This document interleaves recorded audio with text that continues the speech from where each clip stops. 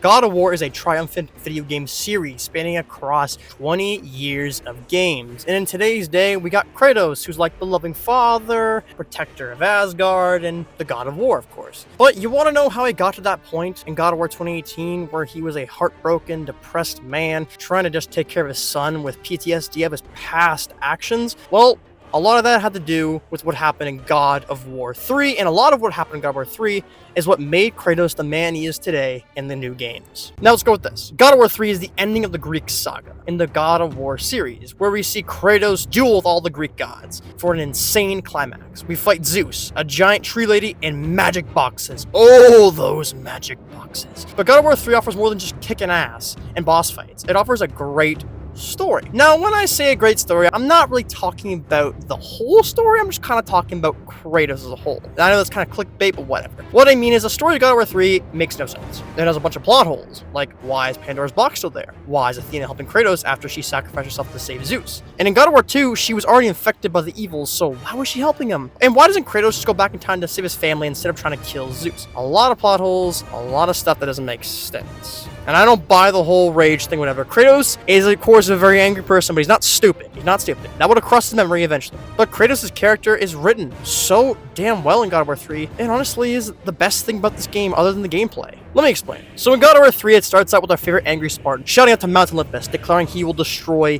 everyone and everything. So at this point, he's already batshit insane. Doesn't really have much care in the world besides the Titans, as he's aligned with them. And he is aligned with them to take down Zeus. So our prologue shows Kratos fighting on Gaia, hacking and slashing his way through enemies until he faces off with Poseidon. And after dealing with his water uncle, he gouges his eyes out. Now he has his sights set on Zeus. With the help of Gaia, they make it to the top of Mount Olympus. And as he's about to duel with his father, Zeus strikes him and Gaia down with a dastardly thunderbolt, shooting Gaia and Kratos down back down the mountain. And as they're holding on for dear life, Gaia, at the worst possible time, betrays Kratos, and instead of helping him, lets him go, falling down to Hades. And this was Kratos' true last ally in the Greek series who has betrayed him. And he's been betrayed multiple times. Now this is where Kratos becomes his lowest in the entire series. He's just been betrayed by Gaia. He's thrown to Hades. Now you see this. Kratos has been betrayed by Ares, screwed around by the gods for 10 years, then lied to, then betrayed by Zeus, and after being brought back from death, the Titans betrayed him again. So at this point, Kratos is not just a man on revenge, he straight up becomes a monster. After falling down to Hades, Kratos comes across Pirithous, who is tied up and tortured in Hades, and is a tortured man who offers Kratos a bow if he sets him free. But at this point, Kratos has a lack of trust in people, and he has gone so far, at this point he doesn't trust or care to trust Pirithous. So instead of risking this trade, Kratos finds an easier option, which is burning him alive and taking his bow without saying a single word to the man. Diabolical. But in his mind, this is the easiest option for him. Now as Kratos journeys through Hades, he sees the armies of Hades, and he sees the tortured souls and reads notes along the way, and he recognizes that monsters in Hades are actually just fallen souls, aka mortals who have died and turned into monsters. And more so understanding, Hades controls these souls. So if Hades were to die, all the souls will be let loose, raising chaos. But before his duel with Hades, Kratos meets Pandora and mistakes her for his daughter. And this is only a brief encounter, but it shows deep down, Kratos does have some humanity left in him. But as I said, some humanity left. Most of it is rage, and on top of that, with more rage. As he confronts Hades, he's aware if he kills Hades, the underworld will be in chaos. But again, none of that matters to Kratos. Only the death of Zeus is what matters in his mind. It's worth destroying Hades and the underworld. And he does just that, freeing the souls and creating more chaos in the world. After leaving the underworld, Kratos continues his journey to the top of Mount Olympus. But along the way, he sees Gaia struggling, but holding onto the side of a cliff. And she asks Kratos for help, but Kratos ain't no fool and plungers her down to the abyss as Gaia did to him. As Kratos journeys more on his ruthless rampage, he comes across a panicking mortal, saying his home's destroyed and is devastated. But Kratos doesn't care. He needs to get from point A to point B. So instead of just throwing this guy away, he kills them fast to move on. Kratos doesn't see humans or mortals as living things at this point. He just sees them as meat bodies that he can kill and just dispose of and getting out of his way. Kratos would then come across the sun god Helios, who was paralyzed from the legs down after getting crushed by the titan Perseus. And Kratos confronts Helios, and he remembers how Helios saved his life and he saved Helios' life. So he gives Helios a chance to help, and Kratos will spare him. But Helios lies and tries to get Kratos killed. So instead of giving Helios a quick death, he gives him the most brutal death in God of War history by ripping his entire head off his shoulders, then using him as a fleshlight. Oops, not a fleshlight, that would be bad. Flashlight for the rest of the game. Kratos gave him a chance and he blew it. And Kratos gave him a painful, brutal death because he doesn't care about the sun disappearing and ruining more of the mortals' lives. What he essentially did is took the sun away and then spit in everyone's faces after that by violating Helios. After the decapitation of Helios, Kratos meets up with Athena, where Athena tells him he needs to sacrifice Pandora to the flame of Olympus to open Pandora's box once again to defeat Zeus, and Kratos, without hesitation, agrees to the task. Moving forward, Kratos comes across the annoying god Hermes, who straight up got Kratos so mad by roasting him, he just wanted to kill him. But Hermes is a quick bastard and is making Kratos chase him, and along the way, Kratos kills innocent civilians just to kill someone he doesn't need to kill, and Kratos would obviously get his chance to kill Hermes, as he would exhaust him and injure him, making him vulnerable to get killed. And Kratos honestly has a chance to spare Hermes, but instead of just taking his shoes off, he cuts them off his legs. He could have just taken the shoes off Hermes, but that is too easy for Kratos. He wants to punish Hermes for insulting him, and he does that by taking his legs and his life. Kratos has fallen so far that just insulting him, being in his way, will result in death. But that would not be the worst thing he does. Kratos would then find himself against his brother Hercules, and Kratos surprisingly tries to talk Hercules out of a fight. But why? Why now? Why not Hermes? Why not Pirithous? But Hercules? Why? Well, it's not explained here, but my best guess is Kratos sees a lot of himself in Hercules, a great warrior who strives for greatness and is being used by the gods. Kratos sees himself as Hercules and understands him enough to try to talk him out of it. But Hercules refutes this and still tries to fight Kratos, and this would be his downfall, as Kratos kills Hercules, and it appears Hercules is more like Kratos than we thought he was, and it led to another brutal death. Kratos would then find himself in Poseidon's chambers, where he needs to get past a gate, but the lever doesn't hold, so he can't get past. And this is where we see Kratos fall to his lowest, as majority of his kills, no matter how bad they are, they have some justification in Kratos' mind. But right here, even in Kratos' crazed mind, nothing could justify what he does. In Poseidon's chamber, Poseidon's princess is there chained up, and after breaking her out, he uses her as a lever stopper to hold the gate open. Through the entire sequence, he rarely ever speaks. It's like he's in a hypnotic, rage-filled state, where in my opinion, he is so desensitized to death that the first thing that comes to his mind to hold open this gate is not a boulder or an enemy or using a zombie warrior, instead using the easiest option, which is arguably the most evil thing Kratos has done. But at the end of this moment, as evil as this was for Kratos to do, and the worst thing I think he has done, he snaps back to reality when he hears Pandora's cries for help.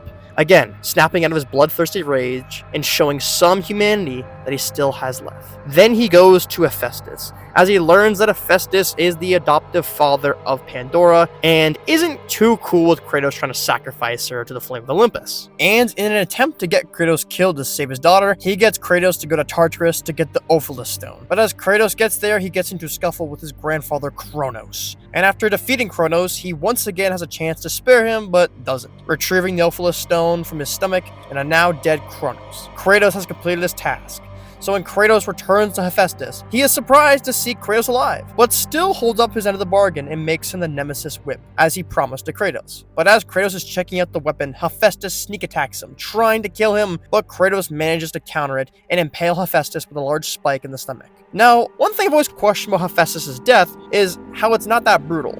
Hell, every big moment in the game with a boss-like character, there's a brutal death, but not Hephaestus, just a simple stab. Why is this? Well, whether or not Kratos wants to admit it or not, he knows at this point the death of Hephaestus was wrong of him to do. He felt Hephaestus was justified in trying to kill him. So Kratos, who is still filled with rage, gave Hephaestus an honorable death. Because unlike the other gods, he respects and understands why Hephaestus wanted him dead. But the story is reaching its end now. Most gods are being wiped out, and we see one of the last gods die, which is Hera, whom at first Kratos spared her, but after she talked too much, she was killed. But unlike Hermes, who was killed for insulting Kratos, Kratos kills her because she insulted Pandora. And at this point, Kratos wants to kill the gods and do whatever is necessary, but deep down in his cold heart, what he really wants is his family back.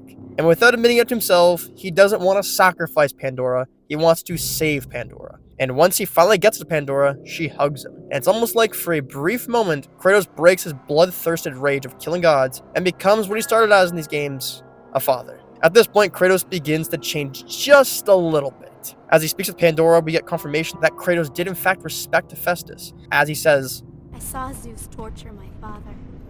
I saw him beaten because of me. I should have helped him, but I was afraid. Hephaestus did what every father should do. Protect his child. But even through these light moments, he warns Pandora that she is still a sacrificial lamb and shouldn't get attached. And Pandora is fully okay with that. But it almost feels like Kratos is talking to himself here in these situations, telling him not to get attached to Pandora and remembering his mission. And as Kratos reaches the top of Mount Olympus again, he sees the flame of Olympus. And he's there with Pandora, and Pandora is perfectly fine being sacrificed. However, Kratos gets cold feet. Instead of his ultimate goal of killing Zeus, which he has already destroyed a lot of the world in the process, he doesn't want to do it because he wants to save Pandora. At this point, Pandora is the reason Kratos still has humanity left in him, and Kratos' softer side has got the best of him right here in this situation. And with this doubt, Pandora gets caught by Zeus, and Zeus is about to kill Pandora, but Kratos goes full rage mode and has a fight with Zeus. And after briefly incapacitating Zeus, Pandora is still trying to sacrifice herself, but Kratos again stops her, and his fatherly instincts takes over to the point he is risking his own life to save one person. But as Pandora begs Kratos to let him go, he refuses until Zeus hits him with a line that hits close to home, prompting him to let go of Pandora and lunging at Zeus.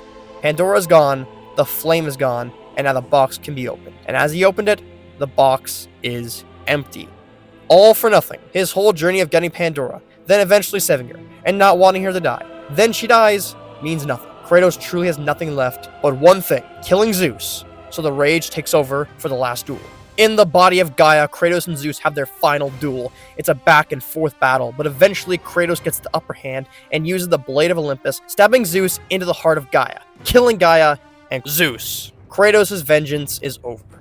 Or so he thought. Zeus springs to life and overpowers Kratos, knocking him out, and now Kratos is trapped deep in his own mind. In Kratos' mind, he is forced to relive all the terrible memories that have haunted him for years on end. No longer can he hide behind blindless murder and bloodshed. He has to face his fears and come to terms with the terrible things he's done. We see him killing his family and Athena, and he has to come to terms with this and let it go. And he's able to accept the terrible things he's done through the hope buried deep inside him. And the person that helps him with that is Pandora. Meaning, after all, Pandora's sacrifice did mean something after all. As Kratos' anger wasn't enough to defeat Zeus, but the power of hope is. And as he locks the power of hope inside of him, he comes to life, he comes at Zeus, unleashing punches onto Zeus until he can't even see what he's punching. And that is it. Kratos started this game with blind murder, killing people in the most brutal way possible, killing innocents who were on his way, killing gods for petty reasons, and finally killing someone who wasn't even remotely involved with him because he felt like he needed to. He fell into the abyss and was close to being too far gone to the point of no return, even for Kratos. But wasn't. In the end, Kratos is still a monster who destroyed everything, but the little bit of humanity left inside him is the reason he could come back and defeat Zeus, and that was all possible because of Pandora. He couldn't just brute force his way to victory. He couldn't just use the rage he had. He needed to become vulnerable with himself to accept his past mistakes and come to terms that he caused a lot of pain, and when coming to terms with that, nothing could stop him.